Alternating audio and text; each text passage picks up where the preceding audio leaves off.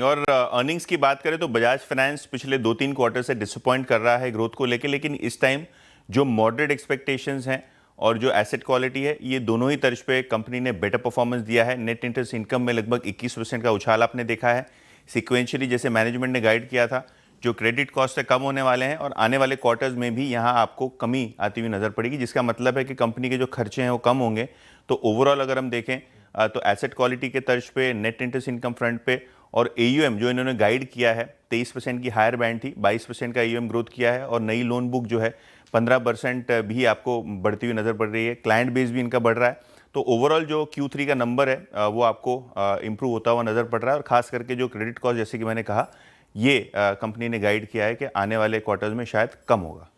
अच्छा, Q3 के मुझे लगता है कि जहां समझ भी ना आए ना, मतलब कि बाय करना है, सेल करना है, कुछ पता ना चले, तो येलो फ्लैग बेस्ट रहता है। तो पीडीलाइट भी वैसा ही है।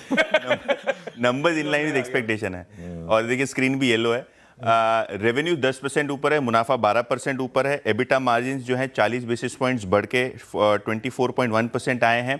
ऑब्वियसली ऑपरेटिंग परफॉर्मेंस में सुधार है क्योंकि रॉ मटेरियल कॉस्ट Q3 में ज़्यादातर केमिकल और ये जो पेंट्स कंपनियां हैं इनके लिए कम होती हुई नज़र पड़ रही हैं। तो आप देखेंगे तो साल दर साल बेसिस पे नंबर्स आपको अच्छे दिखाई पड़ेंगे और ब्रॉडली नंबर्स जो है एक्सपेक्टेड लाइंस पे ही हैं। जो एबिटा भी है, अगर आपको देखें तो 900 करोड़, 925 करोड़ का ये एक्सपेक्टेशन था, उधर ही आया है और वॉल्यूम ग्रोथ भी Q3 की 9.3% के आसपास हुई है। तो ओवरऑल अगर हम बात करें तो 9 से 10% की वॉल्यूम ग्रोथ डिफरेंट वर्टिकल्स में और ओवरऑल काफ़ी सेटिस्फैक्टरी इनलाइन क्वार्टर पीडीलाइट के लिए। Okay, inline quarter. वायदा के नंबर्स बाकी में सबसे पहले मैनकाइंड फार्मा की बात करते हैं। रेवेन्यूज 12% बढ़ के लगभग 3600 करोड़ रुपए के आसपास आए हैं। एबिटा लगभग 13% बढ़ के 920 करोड़ रुपए के आसपास और मुनाफा 8% बढ़ के 910 करोड़ के आसपास। कंपनी का काफ़ी एग्रेसिव ग्रोथ रहा है। ये क्वार्टर में थोड़ी बहुत ग्रोथ की स्लो डाउन आपको देखने को मिली है। तो देखते हैं आज स्टॉक कैसे रिएक्ट करता है, क्योंकि जो anti diabetes consumer health care portfolio है ये 5 से 15% के बीच घटा है। क्रॉनिक थेरेपीज हालांकि 17% गिरी है। एक्सपेक्टेशन थोड़ा हायर साइड पे था। तो देखते हैं आज स्टॉक कैसे रिएक्ट करता है। इसके अलावा आदित्य बिरला कैपिटल, ये भी एक काउंटर है जो फोकस में रहेगा।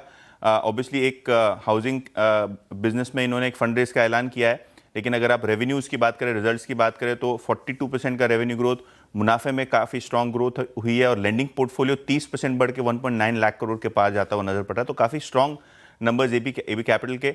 ओवरऑल एयूएम भी आपका 19% बढ़ा हुआ है और यही कंपनी के नीचे आपको सब्सिडरी में आदित्य बिरला एएमसी भी दिखाई पड़ती है। तो ये दो स्टॉक्स हैं वायदे मार्केट के जो आज फोकस में रहेंगे। बिल्कुल ठीक। ये नंबर तो नज़ारा टेक्नोलॉजी से शुरू करते हैं। रेवेन्यूज 24% नीचे हैं। एबिटा मार्जिन हालांकि थोड़ा ऊपर है और मुनाफा 35% घट के केवल 8 करोड़ पे सिमट के रह गया, जो पिछले साल लगभग 14 करोड़ के आसपास का था। तो काफ़ी वीक नंबर्स और ऑब्वियसली ये कंपनी में बहुत सारा इंपैक्ट आया है। देखते हैं आज स्टॉक कैसे रिएक्ट करता है इन खराब नंबरों पे। जेके लक्ष्मी सीमेंट रेवेन्यू 6% ऊपर, एबिटा बिल्कुल फ्लैट और मुनाफा 24% घट चुका है। तो कहीं ना कहीं यहाँ जो लेबर कोड है, जो कॉस्ट मटेरियल है, उसके बढ़ने के कारण शायद सीमेंट पैक में थोड़े कमज़ोर नंबर आपको दिखाई पड़ेंगे comparatively. First source solution sequentially revenue 6% ऊपर है। एबिट मार्जिन लगभग 1.25% बढ़े हैं, 1.2% बढ़े हैं प्रिसाइसली, 12.8% के आसपास आए हैं। हालांकि मुनाफे पे एक थोड़ा असर देखने को मिला है, 33% नीचे है, 120 करोड़ रुपए के आसपास। तो ये वो सारे रिजल्ट्स हैं जो फोकस करेंगे। अगर हम बात करें दूसरे स्टॉक से न्यूज़ की, तो एनएलसी इंडिया रिन्यूएबल आर्म को एक बड़ा ऑर्डर मिला है सेकी से, लगभग 600 मेगावाट का एनर्जी स्टोरेज सिस्टम इन्होंने जीता है। तो ये स्टॉक फोकस पर रहेगा। एनबीसीसी को बहुत सारे इंफ्रा ऑर्डर्स आए हैं 277 करोड़ के, तो ये स्टॉक फोकस में रहेगा। और आखिर में रामको सिस्टम, एचडीएफसी म्यूचुअल फंड ने यहाँ शेयर्स बेचे हैं लगभग 10 लाख और उसके सामने रैमको के मैनेजमेंट ने यहाँ शेयर्स खरीदे हैं लगभग 10 लाख शेयर 500 रुपये के एवरेज में। तो प्रमोटर्स की ये बाइंग एक्शन के चलते ये भी स्टॉक फोकस में रहेगा। रखिए सारे